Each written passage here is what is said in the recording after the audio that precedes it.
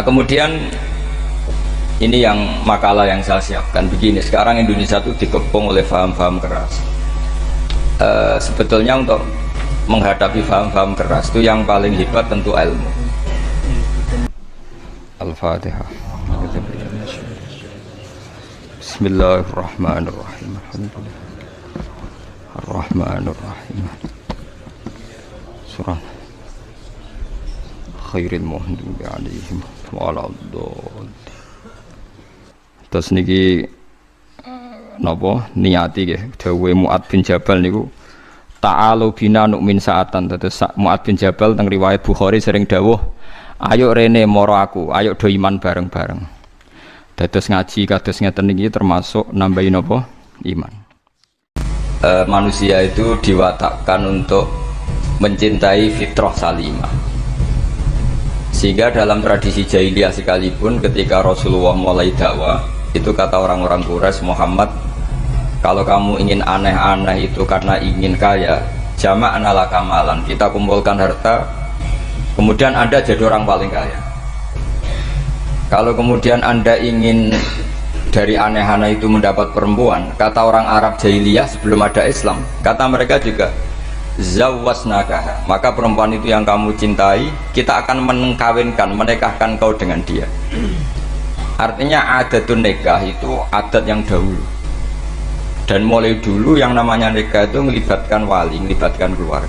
Makanya diantara pujian tiba berjanji terhadap keluarga Rasulullah SAW adalah tarakus sifaha falam yusibbu ma'aruhu min adami wa ila abihi wa ummi. Sehingga sifah ini yang definisinya ya jelas, nikah definisinya juga apa? Jelas.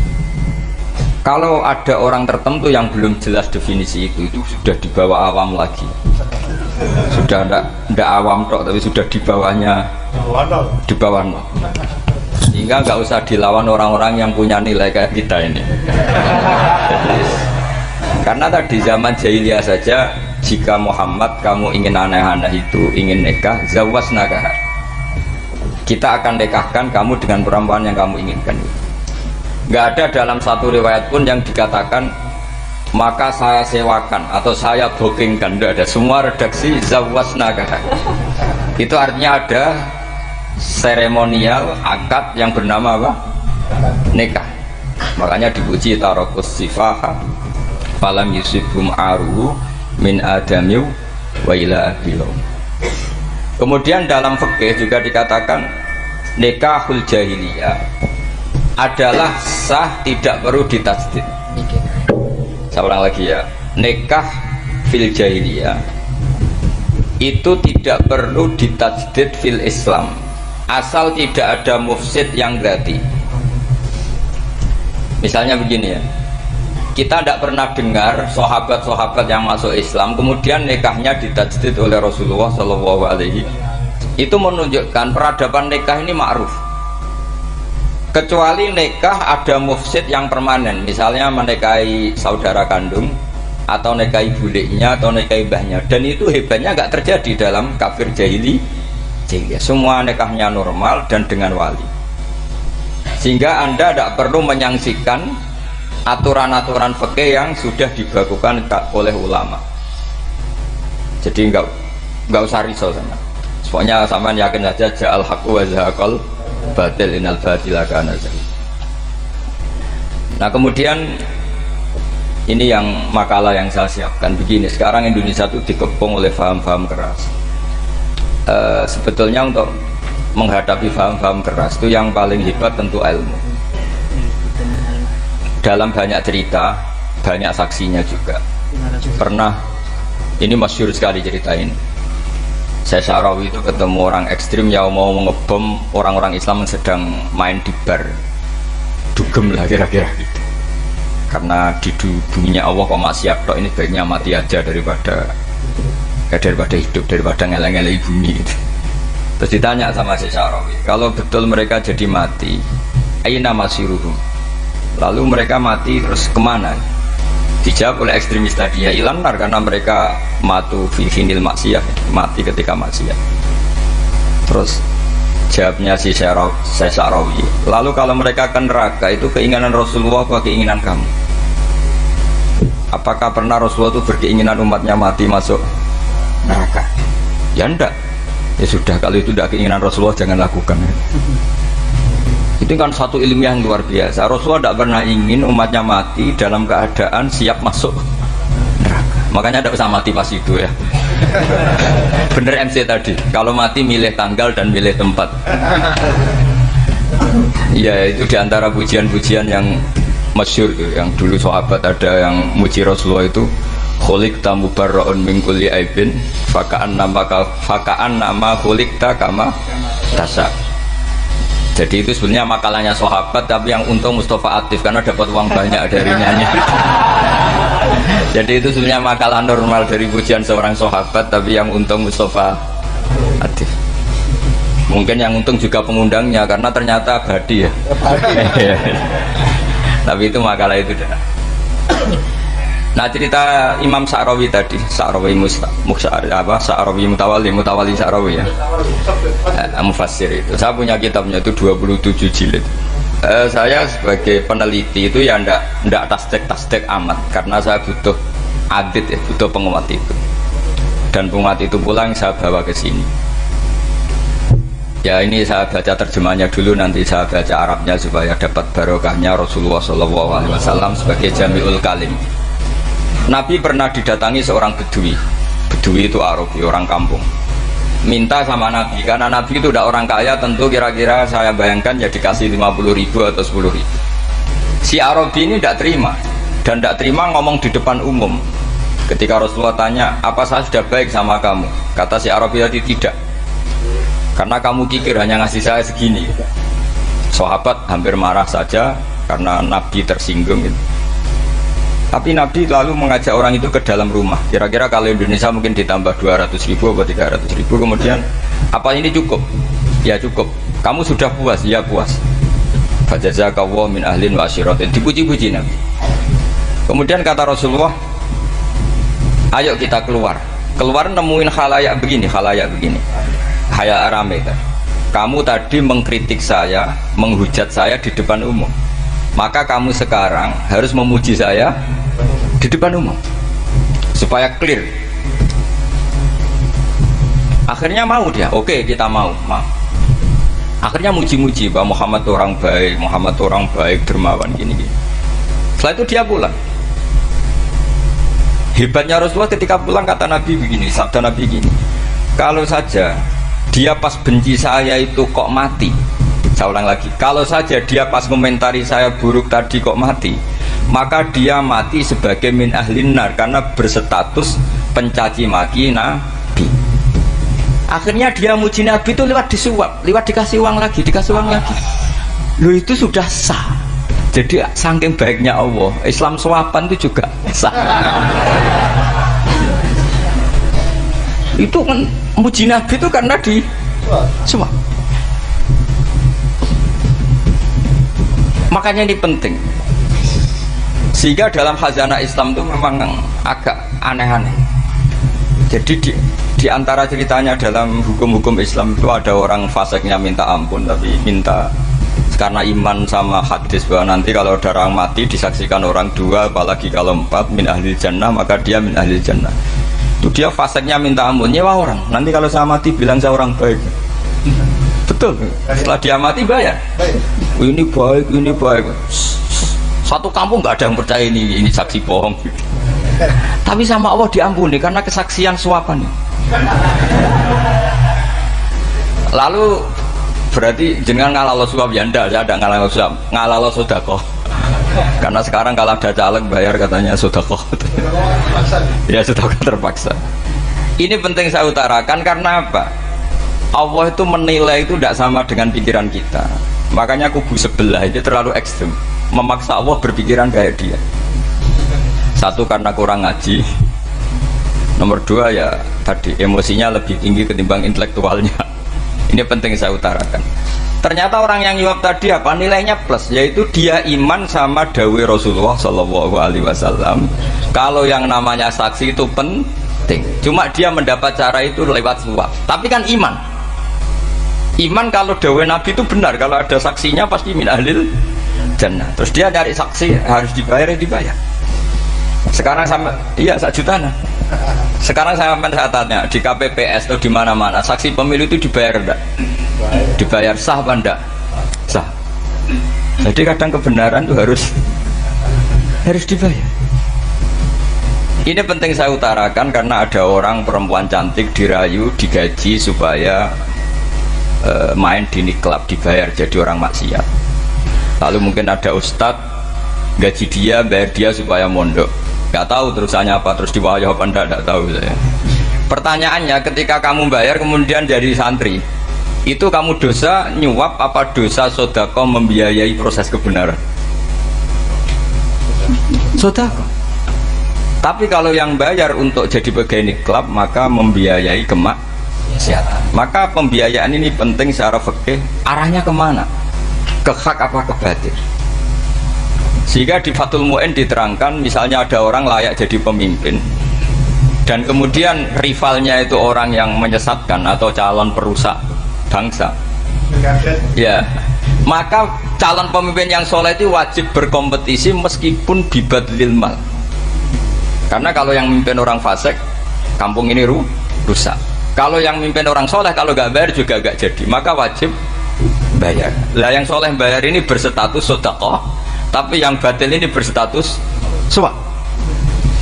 Kenapa demikian? Karena yang namanya riswah atau ada yang baca ruswah adalah pembayaran untuk mengehakkan barang batil dan membatilkan barang hak. Sementara pembiayaan orang soleh adalah untuk memperkuat hak. Nah orang tuh gak tahu, yang ngajinya tidak hatam-hatam tuh taunya pokoknya ar-rosi wal murtasi benar. Tapi gak pernah mikir lalu definisi riswah atau ruswah itu apa. Ini bukan provokasi supaya semua calon bupati, gubernur nyuap, enggak. Hanya nyuruh mereka sodako saja. Jadi kalau nggak jadi, tapi sodako betul ya, kalau nggak jadi ya tetap ikhlas. Dari awal memang sodako. Lah soal gerembang ya bawaan manusia gitu ya. Ya nggak apa-apa namanya itu gerembang. Ini penting saya utarakan, makanya menurut saya itu bangga dengan Pak Hamid karena sepupu mbah saya itu karena alimnya. Meskipun banyak orang mensifati beliau wali dan memang wali betul, tapi saya tetap menstatuskan beliau orang alim. Yang dari kelaziman alim itu beliau wali. Jangan dibalik, wali dulu baru alim.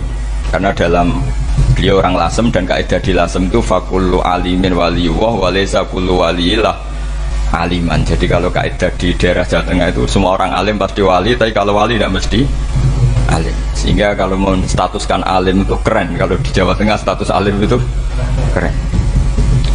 Dan soal keramat yang kaitannya dengan Mbah Mun itu masyhur itu dulu ketika Mbah Hamid santai-santai sama Pak D. Taifur sama keluarga lah.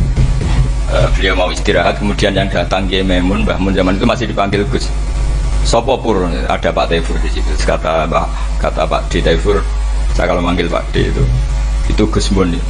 Dan itu Mbah Hamid ngendikan rojulun alimun waliyullah, itu orang lelaki yang alim yang waliyullah. Jadi beliau muji Mbah Mun juga alimun dulu, rojulun alimun wali. Ini penting saya utarakan karena kesanatan keilmuan beliau jelas dari beberapa keluarga di Lasem. Karena di daerah Fakhriyah itu yang tempat lahirnya Pak Hamid juga lahirnya mbah saya. Itu mbah-mbahnya sudah orang alim, termasuk Kiai Sidik Jember itu juga lahirnya di kawasan pondoknya Pak Hamid Fakhriyah. Kemudian Kiai Sidik punya anak yang namanya Ahmad Sidik yang jadi apa? Rois Am yang sekarang ada Gus Firjon macam-macam, itu semuanya juga keluarga Lasem. Nah saya cerita keluarga ini penting bukan karena tafakhur atau tabai, bukan, karena Allah itu membuat satu tradisi besar memang lewat dzurriyyah. Sehingga Allah ngendikan misalnya ulaikal ladzina an'ama Allahu 'alaihim minan nabiyyin min dzurriyyati Adam wa mimman hamalna ma'anuh wa min dzurriyyati Ibrahim wa Israila wa mimman hadaina wastabaina.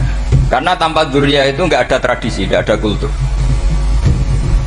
Misalnya saya menjadi hafal Quran, dulu bapak saya itu tiap zaman Pak Hamid masih sugeng, yang semaan di sini itu pasti bapak saya, namanya Kiai Haji Nur Salim. Kadang diajak baca Quran di kamarnya Kiai Hamid. Karena kalau bapak saya itu mantu ponaan sama Pak Hamid. Itu dulu bapak saya memotivasi saya supaya hafal Quran itu gini, "Hak, kowe kudu hafal Quran. Nak kowe hafal Quran, iku kepaten obor. Kok anak merapal luwih duwe alasan." Jadi kalau ada Gus tidak alim itu pasti salah bapaknya. Karena kalau bapaknya bisa baca Wahab, anaknya mau baca primbon tuh malu. Tapi kalau bapaknya sudah bacanya WA, anaknya jadi primbon. Era itu sudah dukun. Era itu sudah kayak Dimas Kanjeng. Nanti itu pasti. Karena nggak ada rasa malunya. Tapi kalau bapaknya alim baca Wahab misalnya, juga qanaah, anaknya juga itu figurnya. Terus cucunya juga gitu figurnya. Makanya disebut dzurriyyatan ba'duha min ba'd. Ini penting. Dulu Mbah Mun itu sering ijazahi saya itu persis ijazahnya bapak, ijazahnya Pak Hamid. Kalau punya amplop itu ya dibeda-bedakan, ini amplop dari tamu, ini dari pejabat, ini dari orang fakir. Sehingga penggunaannya juga sesuai itu. Tidak serampangan. Karena dianggap amanat. Kalau kita salah tasarruf maka menjadi hisab. Kalau sekarang nggak salah dikumpulkan. Orang desa salam template wadol pitik kuru wedhus kuru ambek guse dikutuku HP seri terbaru itu kan kasihan ya. Padahal sing salam template itu ibunya kerja di Malaysia, mungkin gelantungan ngecat tembok di Malaysia. Hasil salam template digugus tuku HP terbaru itu kan nggak imbang. Nah tuku tasbih kan sumbut. Ini bukan nyindir tapi ngamuk ya, jadi ini penting karena semuanya itu ada hisabnya. Walatus alunna yauma idzin anina. Karena tradisi ini harus kita teruskan ala qadri istithaq. Karena itu nanti yang mengawal ilmu. Kemudian termasuk tradisi mengakui santri goblok. Ini penting. Itu nggak ada santri sebarokah santri goblok. Makanya dulu Mbah Mun, Mbah Hamid, Kiai alim itu kalau sama santri goblok ya tidak benci. Nggak kayak sekarang semua orang bikin sekolah unggulan. Sekolah unggulan itu kritik saya hanya memproduksi orang-orang yang nantinya mendapat. Kalau kamu punya santri hafal Quran, nanti hadiahnya umroh, langlanya umroh. Santri pinter hadiahnya beasiswa. Tapi hubungannya sama negara itu mendapat. Sementara santri yang goblok hidup di pedalaman Kalimantan karena di sana belum ada masjid, bikin masjid dia. Sebagian hartanya dipakai masjid, sebagian hartanya dipakai bangun masjid. Ini yang goblok pendiri masjid, yang pinter pengajian di masjid dibisaroi uang kas masjid. Artinya gini, ya kalau halalnya halal, tapi kita mbok yo roh hikmahnya orang-orang goblok itu. Supaya kita tetap ngaji Rabbana ma khalaqta hadza batila. Semua ini ada gunanya. Subhanaka ma khalaqta. Jadi semuanya ada gunanya. Maka bagi santri-santri yang goblok, tolong nanti saya di Fatihah karena saya ini pembela Anda. Loh yang ngomong biar saya karena saya terkenal santri pinter. Kalau yang ngomong sampean goblok kan nggak ada yang percaya. Oh, padune padha gobloke kan gitu. Yang ngomong harus saya. Saya itu niru Rasulullah SAW. Nabi itu kalau ada santri serabakat pinter itu diwaris sak surat usum nang mulai pinter. Banyak itu. Balibu ani walau ayah ada sahabat ngaji hanya diajari idza zulzilatil ardu sudah kamu pulang sudah pinter. Karena betul. Sekarang coba diangan-angan ada santri alim alamah mungkin bakasnya furu'iyah gimana hukumnya Jumatan jumlahnya itu 40 kurang atau 40 pas imam, kemudian ada yang batal satu, hukumnya gimana?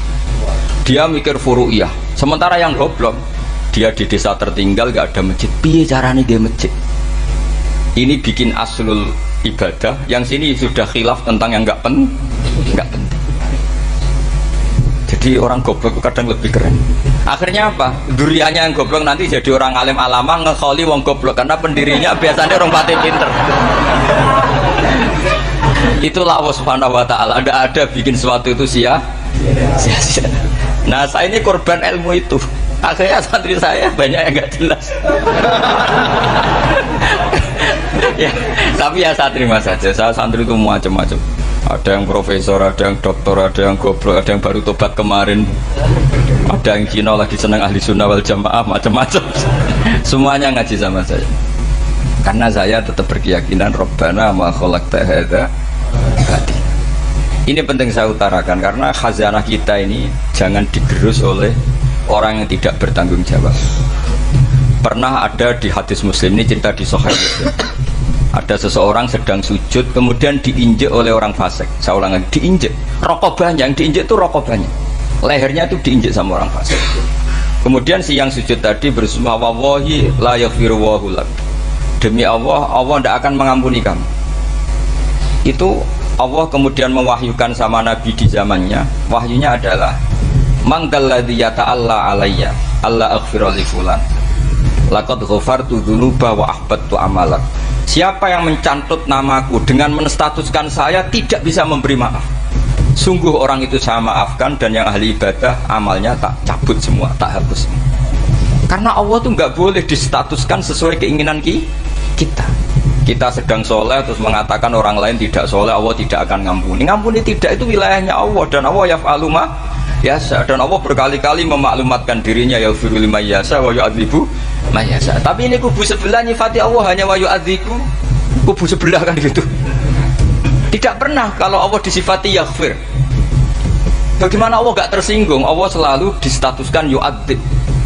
Itu kira-kira kalau Allah kan gini, saya ini bisa u'adzib, bisa aghfir, kenapa status saya tinggal yu'adzib? Ini ngaji di mana? Khatam enggak gitu kan gitu. Makanya resikonya ahli sunnah itu masyhur tuh Pak Hamid Pasuruan, tamu macam-macam diterima. Ketika orang benci Golkar itu ada tamu dari Golkar juga diterima. Ketika orang nggak mau diberi hadiah oleh orang Golkar, Pak Hamid ya diterima. Bilang ke bapak, mengaku lomo wae nur, duit enggak ana gunane dhewe. Sing marai rawan hisab itu kan kamu dapat uang nggak jelas kemudian kamu pakai pribadi. Kalau orang-orang soleh kan nggak pernah dipakai, kan aman saja. Loh, dihisab apanya? Wong hanya peralon. Kalau istilahnya Mbah Hamid itu peralon. Datang diberikan orang lagi, datang diberikan lagi. Kalau kena kamu kan hisab. Terus kamu nyate makan wareg glegeken. Nah, itu uangnya nggak jelas dipakai nyate glegeken, ya mesti hisab. Kalau nggak jelas ya disedekahkan. Kalau ingin bebas apa? Bisa. Tapi kalau sering sedekah biasanya nggak bebas dari miskin. Tapi kalau kamu wali kan tetap kayak Pak Hamid itu masyhur bisa kok. Tapi kan nggak jadi miskin. Kamu nggak terkenal sakok tapi miskin. Ini nggak wali. Ini penting. Jadi kebanyakan orang ekstrim karena mensifati Allah Taala itu hanya dengan status yu'adzib, tidak dengan status yaghfir. Dan itu mereka harus ngaji lagi. Kurang apanya Rasulullah SAW? Nabi sebagai manusia benci sekali sama pembunuh Hamzah karena qatilu ahabbin nasi ila Rasulillah, yaitu sama Wahsy. Siapa yang nggak tahu Wahsy? Qatala ahabban nasi ila Rasulillah, itu qatala Hamzah. Dan ketika Nabi nyuwun sewu maksud no Wahsy, Allah malah nurunkan ayat laisa laka minal amri syai'un aw yatuba alaihim. Ada pilihannya aw yatuba alaihim. Apa yang terjadi? Justru Allah mentobati Wahsy, memaafkan Wahsy, mentobati Wahsy. Ada sahabat yang dipuji Nabi Hamamatul Masjid, akhirnya su'ul khotimah. Kita tahu ceritanya siapa? Sa'labah. Makanya kata Mbah Mun sering cerita ke saya, banyak orang darani saya itu tidak jelas, kata Mbah Mun, karena saya sama siapa saja baik, sehingga banyak yang nuduh saya itu tidak jelas. Kata beliau, ulama paling jelas ya saya ini, karena masih orisinil, kata beliau. Tapi pakai bahasa Jawa, karena tadi Mbak Idris bilang ada yang MA ya, Madura asli tadi, makanya saya terpaksa bahasa Indonesia tadi. Kata Mbah Mun, ulama paling jelas ya saya, karena saya menyikapi siapa saja baik, karena di hati saya hanya membaca laisa laka minal amri syai'un aw yatuba alaihim aw yu'adziba. Kenapa kamu memvonis si buruk? Bisa saja nanti baik. Yang sedang baik bisa saja nanti Kalau nasib seseorang nggak jelas, kenapa kamu sikapnya jelas? Nah, ini orang-orang nggak ngaji itu memaksa orang lain jelas. Ini kubu sebelah pasti salah, ini pasti benar. Manusia kok dipasti-pastikan gimana? Kita ini tidak nabi. Kalau nabi maksum pasti benar. Kalau sampean maksum bisa. Apa? Maksum bisa. Maksum bisa. Jadi ketidakjelasan para ulama ini berdasar konstitusi tadi, bahwa itu wilayahnya Allah Subhanahu wa Ta'ala. Ini penting saya utarakan. Jadi penting sekali. Jadi orang yang sedang fasik sekarang bisa saja nanti tobat, yang sedang sekarang soleh bisa saja nanti masalah. Sehingga Rasulullah tetap mengajarkan ya muqallibal qulub tsabbit qalbi ala dinik. Jadi kalau ngaji itu khatam itu begini misalnya ya. Saya pernah ngaji Ihya, belajar Ihya khatam. Bahkan saya punya takrirannya berdasar kitab Ithaf, sarahnya Ihya. Kalau ingin tahu sanadnya sarah Ihya, ya misalnya Gus Idris ini, Idris ngaji Mbah Hamid Pasuruan, ngaji Mbah Dimyati. Mbak Dimyati ini ngaji sama kakaknya Kiai Mahfud Termas. Kiai Mahfud ngaji sama abahnya Kiai Abdullah. Kiai Abdullah ngaji sama abahnya Kiai Abdul Manan. Kiai Abdul Manan ini mulazim terhadap Sayyid Murtadha Az-Zabidi. Jadi kalau santri Salafiyah ini ya kira-kira tokoh Sabiah. Karena Mbak Idris Sadisa ya kira-kira sampean itu dari pengarang Ithaf itu baru tokoh berapa? Sabiah, masih keren. Turun pitu. Masih kaya lah. Lah kamu kok miskin? Turun ke wolu katanya. Jadi nanti kalau masih keren. Itu sampai ngaji kitab kalau khatam. Saya ulang lagi kalau khatam. Itu memang ada bab-bab di mana ulama itu harus tegas, harus tafriq bainal haqqi wa bainal batil. Oke, itu bagus. Mana yang hak, mana yang batil kita bedakan. Di bab itu bagus. Tapi kalau nanti kamu ngaji bab tawadhu, lihat di Bidayatul Hidayah atau di semua kitab tasawuf bab tawadhu itu, kalau melihat kamu orang kafir, kamu melihat orang apa? Kafir. Ini aso ma'akufri, ini maksiat wajar dia kafir. Saya ini muslim kok maksiat. Fadzambi akbah, maka dosa saya lebih buruk. Melihat orang tua, mesti ada aksaru ibadatan, ini lebih tua, mesti ibadahnya lebih banyak. Nanti kalau melihat anak kecil, ada asgharu minni sinnan, pasti maksiatnya banyak saya. Jika terus evaluasi gitu sehingga nggak pernah takabur. Misalnya di sini, saya ini kan gayanya keren, duduk di atas sampai di bawah. Gayanya tok, hakikatnya sampai lebih sombong karena memerintahkan saya. Jadi panitianya itu, makanya saya merasa tawadhu saja meskipun berdiri. Karena hakikat saya ini makmur, diperintah. Panitia ini, penyelenggara ini amir, pemerintah. Kira-kira sombong mana? Itu sekali saya tidak memaafkan finnar itu.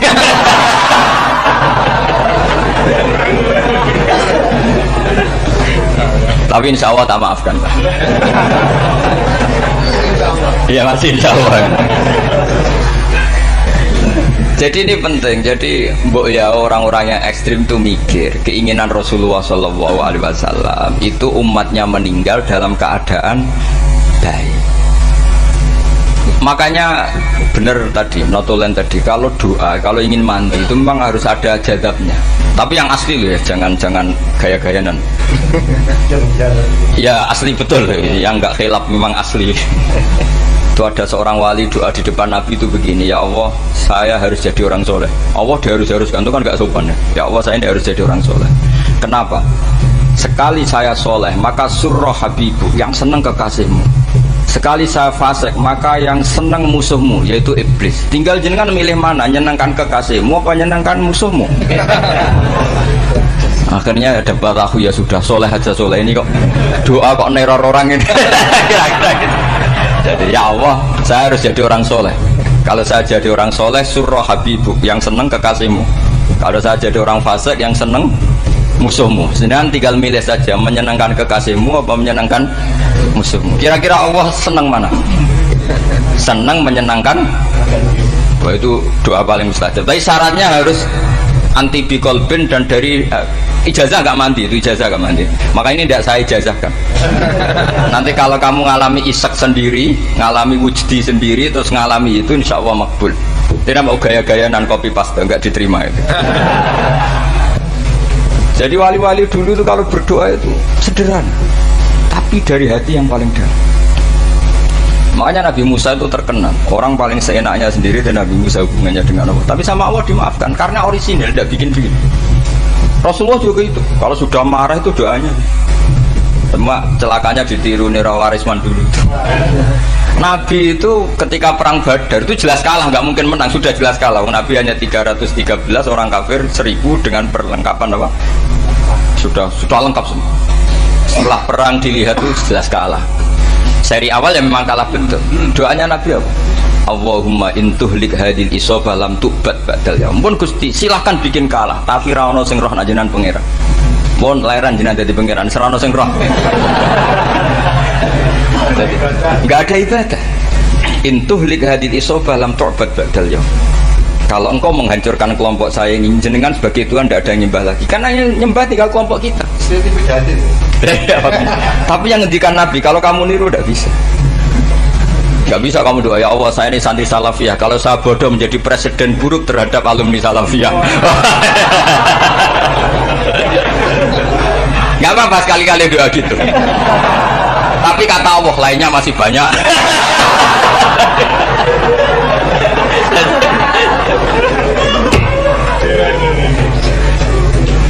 Tapi itu syaratnya tadi harus ada al-wujdi wasima. Jadi makanya Imam Ghazali punya kitab al-wujdi wasima. Karena ada masrob, ada syarab. Jadi wali ngikuti para nabi itu ada masrob, ada syarab. Sehingga perasaannya itu beda. Saya punya sekian contoh. Makanya tadi saya bilang di sini yang cerita nanti tak baca Arabnya ya tabaruk dengan jamil apa kalim. Jadi Nabi menyontohkan gini ya. Hubungannya Nabi dengan umatnya itu kata Rasulullah ibarat orang punya unta atau sapi yang susah, yang sarodat itu berat. Kalau bahasa sini apa itu? Yang larat ya Pak? Melayu. Terus orang-orang lain ingin membantu, kubu sebelah ingin bantu, tapi ketika mereka ingin bantu malah unta ini tambah lari karena asing. Semua selain pemiliknya ini kan bagi unta itu asing. Jadi mau dibantu ditangkap tambah lari karena ini orang asing semua. Ngajinya agak jelas, asalnya agak jelas, tapi mau ikut umat Islam ini asing semua. Akhirnya kata Nabi yang punya unta itu tadi datang, kemudian ngambil rumput, terus unta itu dipanggil, kemudian unta itu ngikuti. Kata Nabi, ibarat saya seperti itu. Kalau saya yang memimpin Islam, saya yang merawat umat saya, maka umat akan mudallalah, akan nurut. Tapi kalau yang rumat kalian, malah Islam menjadi kacau. Kenapa menjadi kacau? Karena tadi nyifati Allah saja salah. Orang Islam baik dihukumi kafir hanya karena tahlilan, hanya karena manakiban dihukumi kafir. Sekarang inginnya Nabi orang menjadi Muslim apa kafir? Inginnya Nabi orang menjadi Muslim apa kafir? Muslim. Lalu gara-gara melakukan perilaku tertentu dihukumi kafir. Dia ziarah wali songo musyrik, nyekel patok musyrik. Katanya minta sama mayit. Padahal saya andekan jadi mayit itu diziarahi sampean nggak seneng. Nggak senengnya karena ya kadang murid itu jari gurunya ya kurang ajar. Masa gurunya dibilang gini, ya Allah, ingkana muhsinan fazid fi ihsani, wa ingkana musian fatajawaz anhu. Kata gurunya, soleh tenan darani ingkana. Makanya saya tidak suka zaman ziarah ke saya. Kecuali doanya ditaskan dulu ke saya. Makanya nggak boleh ziarah itu pada Nabi, bisa murtad kan? Coba itu baca di depan Nabi, murtad gak? Ya Allah kali ini baik maka gini, kalau buruk masa Nabi baiknya ingkana. Lah orang-orang yang menyerang kita kan itu gak ada zaman sahabat doa seperti itu. Ya mesti gak ada, mana mungkin sahabat baca itu di depan Nabi. Masa Nabi didoain ya Allah kalau dia baik maka fazid, maka kalau dia buruk ya gak mungkin. Lah mereka nyerang kita itu gak ada dalam sejarah sahabat. Ya, sahabat kok nahlilin Nabi itu gak Nabi mau didoain maghfir lahu. Kan ngenyek kanjeng Nabi kencir Nabi jadi ngono ighfir lahu. Ya mesti saja sahabat gak akan tahlilan ya.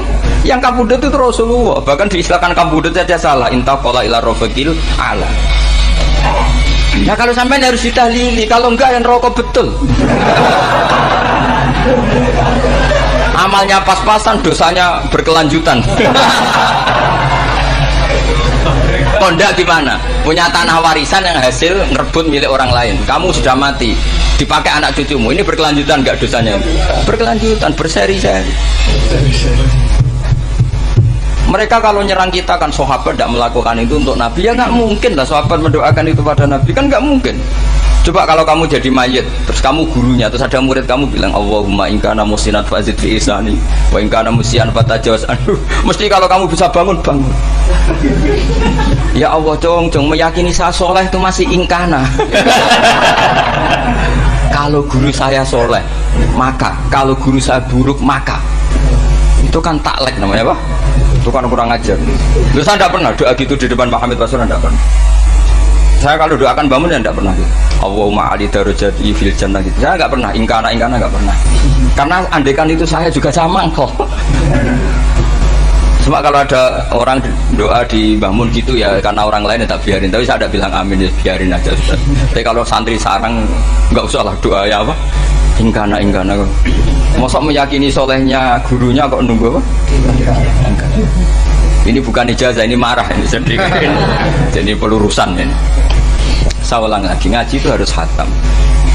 pentingnya khatam tadi, kalau di bab tafriq bainal haqqi wa bainal batin, akan kubu sebelah ini benar karena tegas. Tapi kitab itu tidak hanya bab itu, juga ada bab tawadhu. Di bab tawadhu itu, misalnya kita melihat orang kafir, ini wajar maksiat kan, dia kafir. Masa saya mukmin maksiat? Dan ini kafir bisa saja nanti husnul khotimah, saya muslim bisa saja su'ul khotimah. Sehingga tetap tawadhu.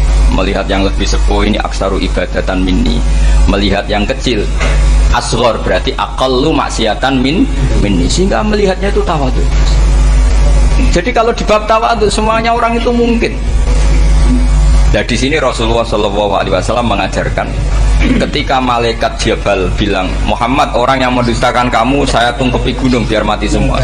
Kata Rasulullah, saya berharap keluar dari tubuh mereka min aslabihim, dari keturunan mereka orang-orang sing mukmin. Sudah karuan kafir saja Nabi tidak berhenti berharap, jangan-jangan nanti keturunannya mukmin. Dan itu betul. Kita tahu Abu Lahab punya anak Darrah itu mukminah, Abu Jahal punya anak Ikrimah juga mukmin. Dulu Walid bin Mughirah musuh besarnya Rasulullah punya anak Khalid bin Walid. Sekarang orang-orang yang abangan gak hafal Quran, kadang anaknya hafal Quran lewat program PTPG, kadang yang hafal Quran malah anaknya tidak hafal. Makanya kalau pas wisuda sampai bingung, gurunya itu sampai nangis. Kenapa nangis? Ini anaknya orang gak hafal Quran tak wisuda hafal, saya gurunya tidak hafal gitu. Nah kenapa bisa jadi hafid? Karena guru sewaan gitu. Itu banyak sekali. Ini penting saya utarakan supaya ekstremitas itu berkurang. Logika-logika yang dibangun ulama itu ngikuti riwayat. Agama itu ngikuti riwayat, bukan sekedar akal.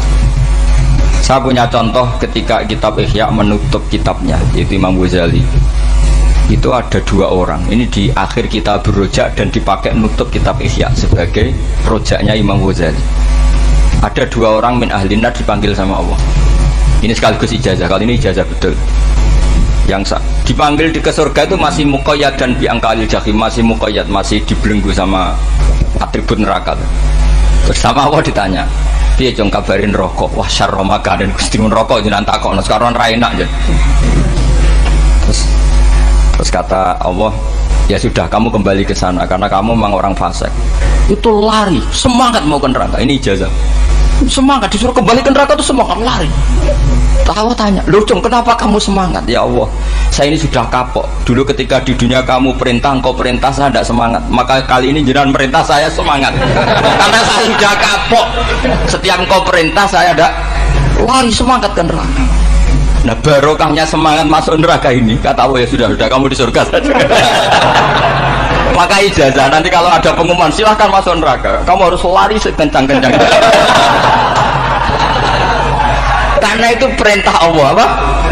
Yang ketika kita di dunia kalau diperintah males-malesan. Kalau kamu diperintah sholat subuh jamaah kan males-malesan. Dan itu menjadi kita masuk neraka. Sebagai kafarah itu ya Allah, karena ini perintah engkau, saya tidak males-malesan lagi. Wes membalikin rokok, lari semangat. Allah akhirnya harus dimaafkan.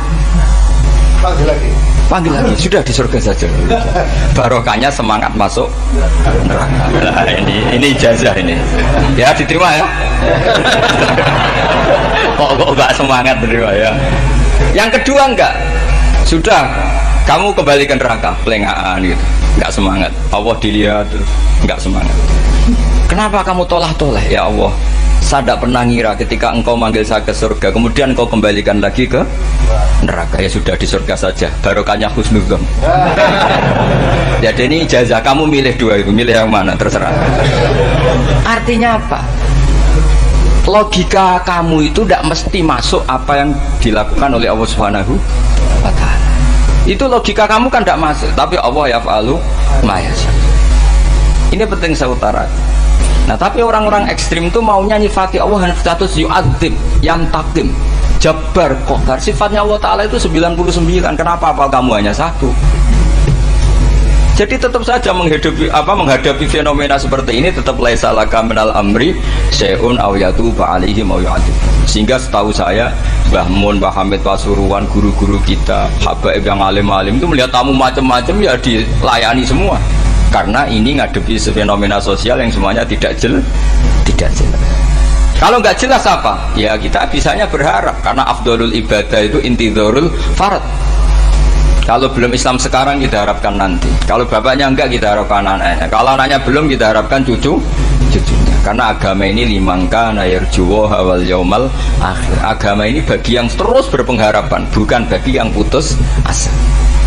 Ini yang penting saya utarakan. Jadi apalagi Allah sudah punya rencana tadi, yang goblok-goblok di pedalaman Dayak bikin masjid, yang pinter-pinter ramen lomba untuk sangu, untuk umroh. Kira-kira memberi sama mendapat pahalanya keren mana? Memberi. Tapi tidak usah jadi goblok. Goblok tidak usah direncanakan, sudah terjadi. Jadi makanya saya bela karena sudah terjadi gitu. Tapi tidak usah direncanakan. Nanti terus wah goblok aja cara Gus Bak gak apa-apa ndak. Sudah kadung ini cuma kita itu iman ya. Jadi karena yang pinter itu yang jumlahnya tidak banyak. Ini kita bully saja. Karena kamu bully pun tetap mulia kan orang pinter ini. Tapi kalau orang goblok gak dibela habis dia.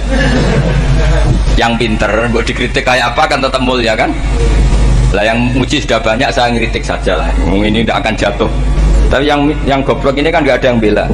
Saya sebagai umatnya Rasulullah, pecinta umat Rasulullah tak bela, tenang saja.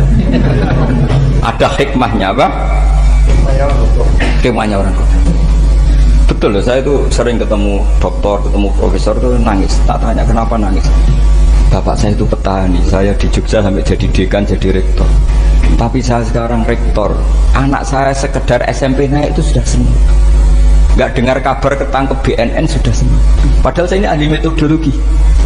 Ternyata pinter bapak saya. Karena bapaknya tadi hanya petani bisa menjadikan anaknya profesor. Tapi profesor tidak mesti bisa jadi. Anak saya naik SMP aja sudah senang.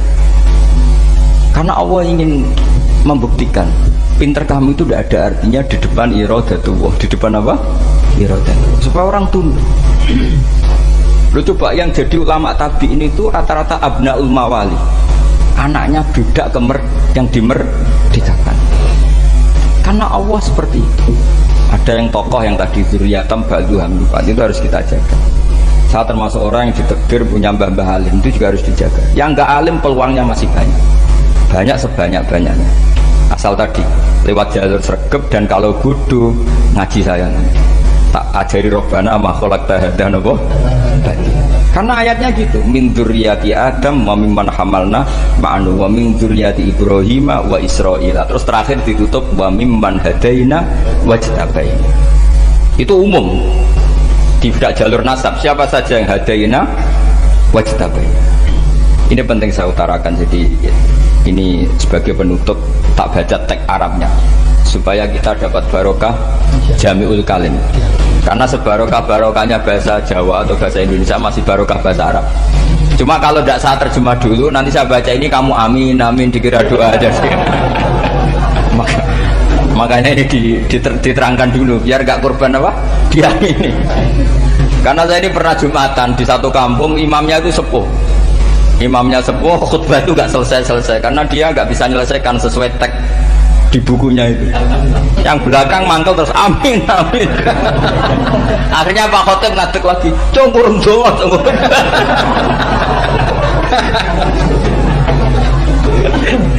Ini masih teks Arab lah, yang belakang sudah apa?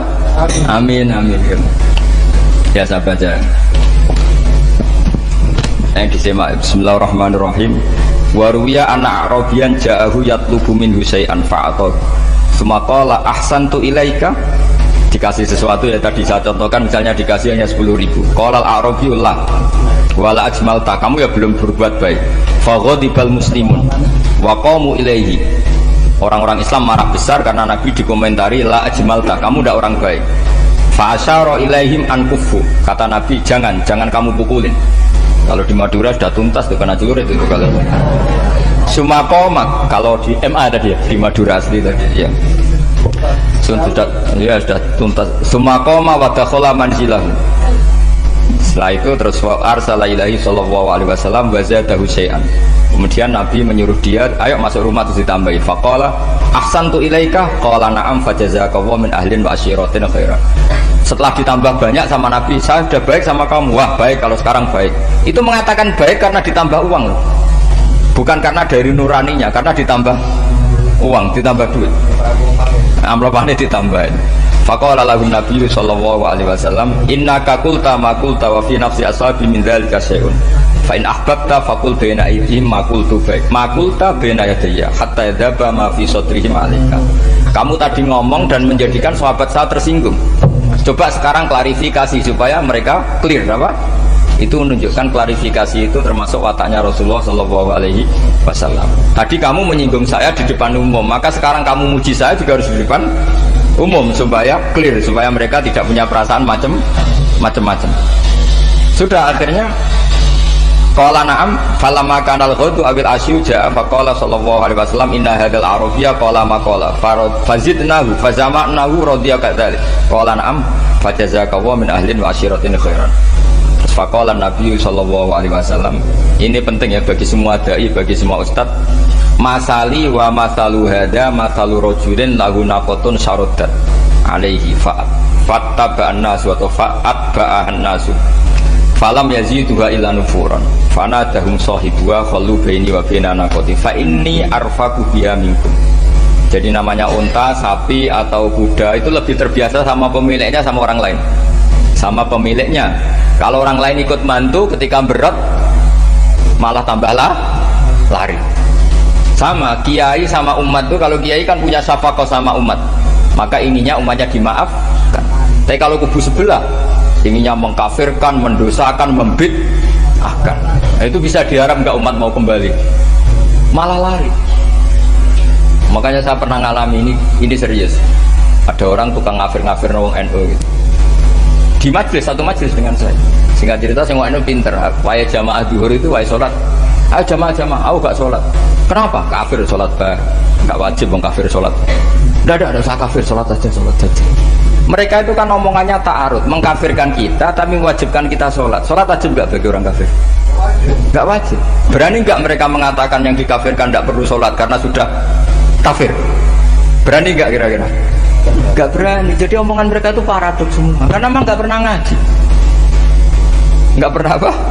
Gak pernah ngaji. Ngajinya betul-betul gak pernah khatam tadi. Ya, jadi kata Rasulullah, fa inni arfaqu biha minkum wa a'lamu fatawajjaha baina yadayha fa akhudala minkum mil ardi faradda hatta ja'at wastanaqat wa shadda 'alaiha rahlaha wastawa 'alaiha wa inni law taraktukum kaqauli. Terus ya sudah seperti itu. Faradda hatta ja'at wa shadda 'alaiha rahlaha wastawa 'alaiha wa inni law taraktukum. Terus itu walhasil itu terusannya hadis itu, kalau saya membiarkan dia dengan keyakinannya tadi mengkritik saya dan dia mati, maka dakholan. Jadi intinya gini, senang Nabi dibayar itu sah. Senang Nabi dibayar itu sah. Senang Nabi dibayar itu sah. Jadi ya kalau ada maulid terus kiainya ngasih makan-makan terus menjadi senang Nabi karena ada Bukharinya, itu juga sah. Ono zaitun sah. Terus kiainya senang karena untuk amplop juga sah. Jadi ini sudah ini sama-sama sah. Karena untuk kebaikan selalu sah. Ya, ada dua kajian di sini, pasti ada sarapan yang pertama. Yeah. Kopi dan sarapan. Jadi orang datang ingin sarapan tidak apa-apa. Tidak apa-apa, sah itu. Sayyid Muhammad juga gitu, kalau ada orang ngaji dikasih uang juga sah.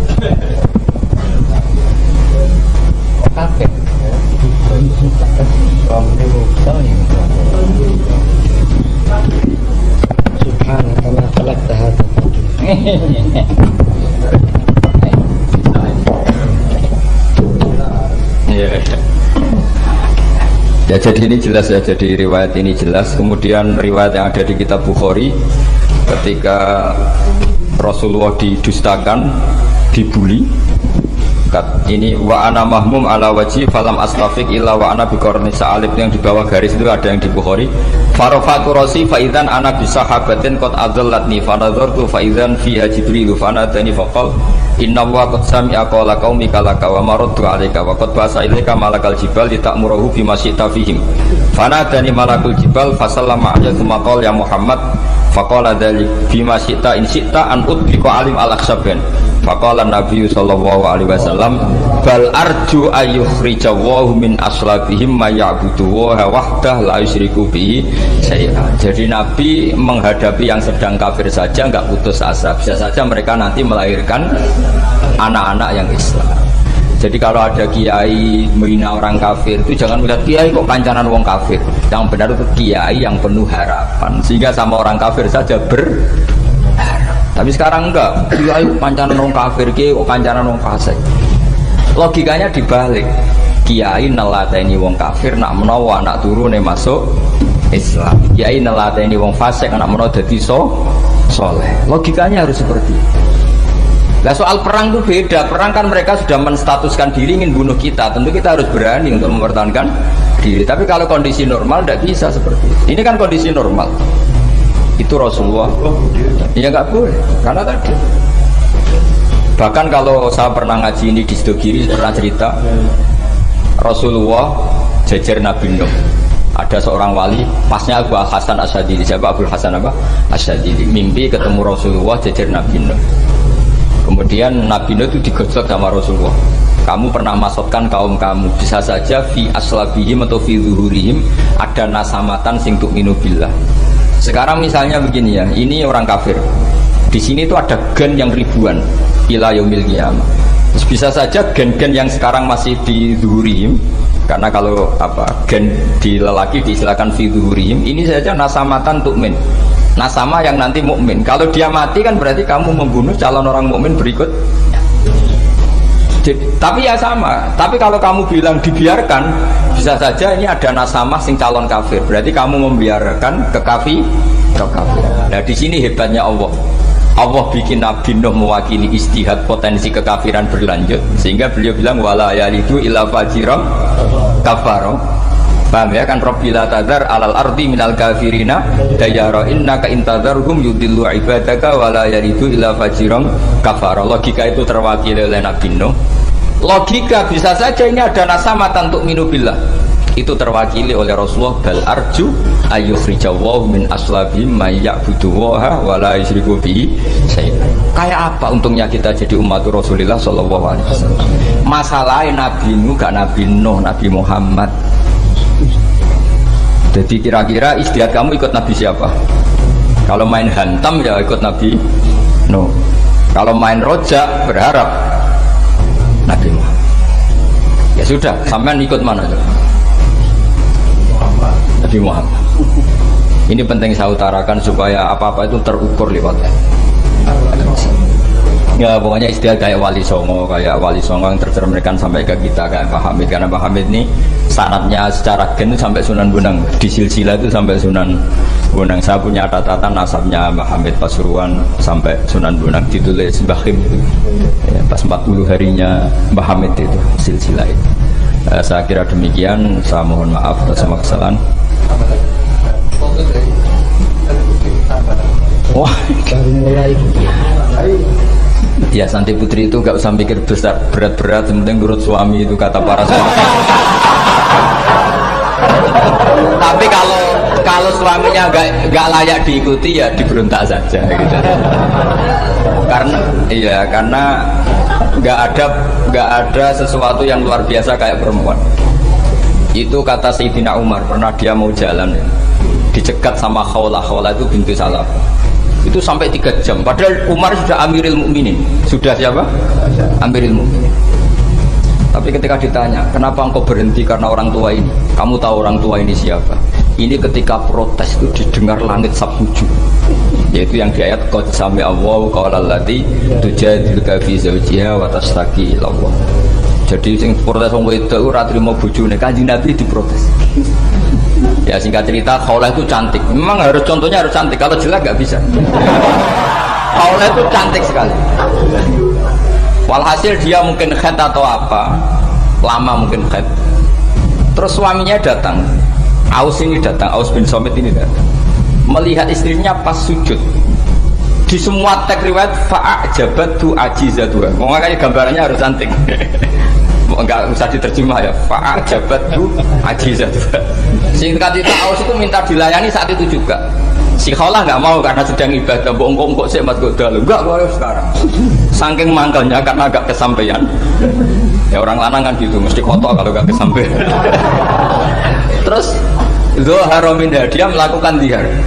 Anti aliyah kadhri ummi. Dulu dihar dalam hukum jahiliyah adalah tolak. Setelah dihar Aus getulnya bukan main karena Kholah ini cantik. Makanya contohnya cantik karena kalau nggak cantik nggak getun gitu. Terus kalau nggak cantik juga suaminya tidak kesusu gitu. Sudah tahu toh, sudah tahu semua pokoknya gitu punya ada. Singkat cerita akhirnya suaminya datang ke Rasulullah. Ya Rasulullah, saya ini sangat mencintai istri saya, tapi tadi saya keterucut dihar dia. Lalu solusinya gimana? Ini karena tambahnya khas perempuan, kata Mbak Idris, ya sudah tak turut ini khas perempuan. Kemenangan partai apa? Perempuan. Tapi tidak PSI, ini kemenangan partai perempuan. Kata Rasulullah, sementara hukumnya begitu. Kalau dihar itu bimanzilatit tolak. Ya sudah kamu nggak bisa kumpul lagi sama dia. Istrinya dikasih tahu protes. Apa? Hukum apa-apa itu? Diparani Rasulullah. Ini hukum tidak benar ya Rasulullah. Ya tapi setahu saya hingga detik ini saya sebagai Nabi hukumnya baru begitu. Enggak benar. Dibantah terus sama Nabi diancam gini. Kalau engkau tidak bisa memutuskan, tak laporkan Allah.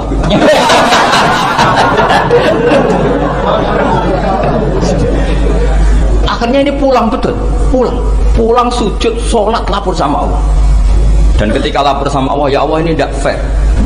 Lapornya tuh jorok sekali. Qad nasartu lahu batni akala sababi wa nasartu lahu batni akala sababi. Muda saya sudah dihabiskan sama suami saya. Wa nasartu lahu batni, tidak usah diterjemah.